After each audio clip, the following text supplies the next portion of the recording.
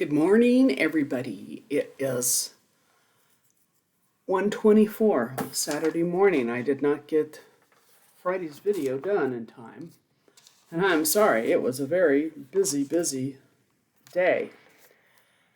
I said earlier this week, I believe it was Monday, that I had come into this point in the MLM journal entry journey where we are at MLM entry 10, Tupperware for the 7th and last time, in Riverside, California, my hometown, with my husband. And that we were going into a point in my life where things started to get really interesting, especially with my realization about multi-level marketing. And I was trying to do this video as well as my other segment on the growing up Mormon and leaving, and I kept getting triggered because of what happens at this point. But then I decided to do these 77-day video challenge videos again. I'm doing these every day, and notice that if I do them in short segments, that it's not triggering. So that's what I'm going to do. Friday's video late, we'll be talking at the beginning about this last stint I did with Tupperware. And it will be probably 4 parts, about 5 minutes each. So Friday, Saturday, Sunday, probably Monday, we'll get through it.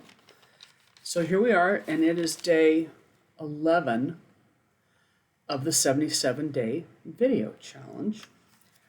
Number 10 in my MLM journal, and here's a little summary. Tupperware, continuing from above. I was 31 years old. This time I became a manager. And I need to turn up the volume, so I hope it wasn't bad. My manager, I wrote her name, but I'm not going to say it because I'm respecting her privacy.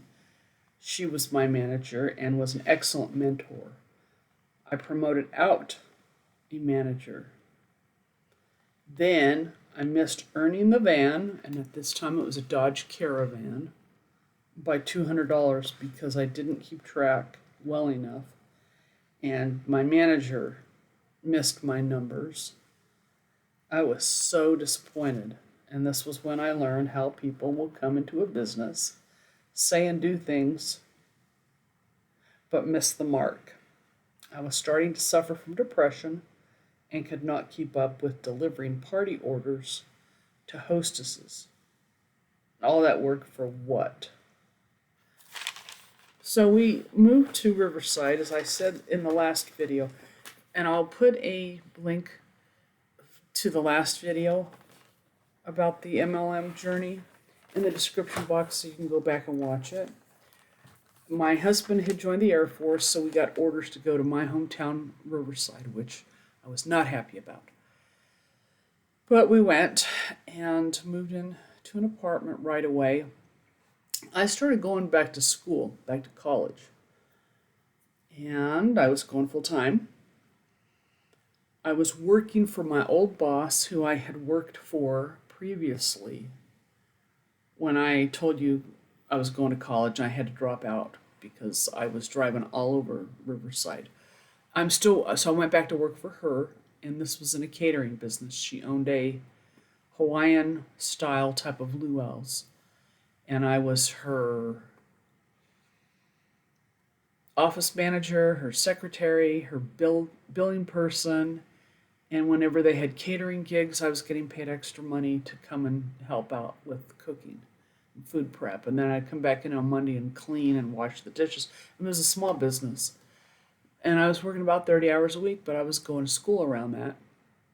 And I decided to, because of what I had experienced up in San Martin, or Morgan Hill, where my husband and I had been married, I knew I could very easily start selling Tupperware again, because this is my hometown. I know everybody here now. This is my element. My sister, Sybil, was there, who was married, my brother-in-law, and they made a lot of good money. I had all the connections. And if you remember, one of the earlier times I was in Tupperware, she was my best customer. And she'd be my best customer again and have all kinds of parties. So everything was just kind of set up for me. I knew to go right back to the same distributorship in Riverside there. It was a couple that owned this warehouse and did the Tupperware rallies every week and the manager meetings. And I just went in, or I called them and said, I'm done Tupperware in the past. I want to start doing it again. So they assigned me to this woman who was a new manager. She just promoted. She was doing it part-time because she worked at Coke full-time there in Ontario, California.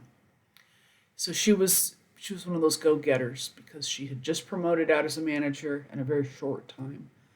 And they felt like she could really help me get things going. So I was excited. When my husband and I had gotten married, okay, so when we got to Riverside, this was February of 1993. So we'd just been married about 7 months. And he got his orders for Riverside. And we moved. And I noticed I was suffering from depression, from clinical depression. And that's all I knew at the time. It's all any of us knew at the time. I was seeing a psychiatrist. He put me on Prozac and then just kept upping the dosage.